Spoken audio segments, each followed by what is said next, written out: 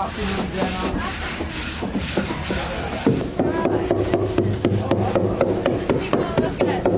Wood. Metal. Well, it's treaded rod if you don't jack your people then. You're too old if you're 20 years old. You have to send your child. You have to be when you're 1 year old to feel the ocean all their life and be trained. So Bruce and Nainoa have been training for 35 years, and they call themselves still students.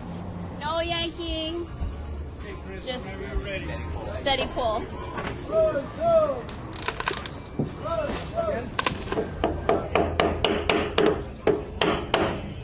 The navigator will sit there all day looking at the stars, the sun. So sometimes there's a captain and a navigator, sometimes they're combined.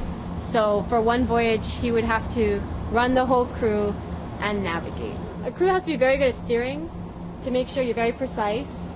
Because if he says we're gonna aim for that star or keep the star on this line, you gotta keep it there so that the canoe stays straight. She can't handle too much stress. So if you need more than 4 people to steer, then you gotta stop because she can snap. You go inside there and then you sleep right under there. So you still get wet when you sleep, but at least it's kind of covered. A lot of times voyaging was to populate an island, right? So they might have brought pigs and you know chickens and women and plants. Vegetables. Yeah. We know too much. We're informed too much. The Earth's in trouble. Hawaii's vulnerable, and we don't want to sit around and don't do anything.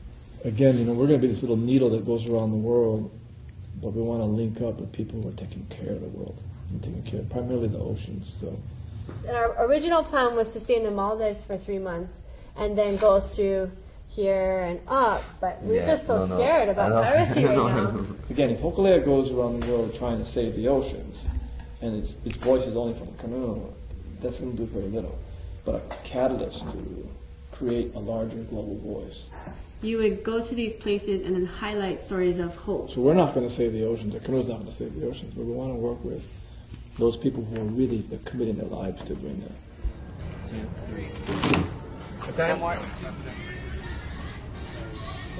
2, 3, in the Central Pacific, or places Polynesia and parts of Melanesia, it's going to be 100% traditional.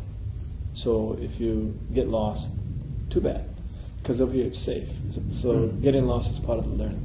But this area, the Indian and the Atlantic, we don't know. We've never been there. The scientists have all the knowledge, but then if the people, the Pacific Islanders, can share that message through voyaging, that's how you're going to reach the public. Because the Pacific Islanders are the people that are being affected by sea level rise, by ocean acidification. They're losing their reefs, they're losing their fish. How does the living system work? And so looking at it from the lens of indigenous knowledge and modern science and trying to bring those two things together. So Hokule'a would be the indigenous side, and the Escobar would be the science side.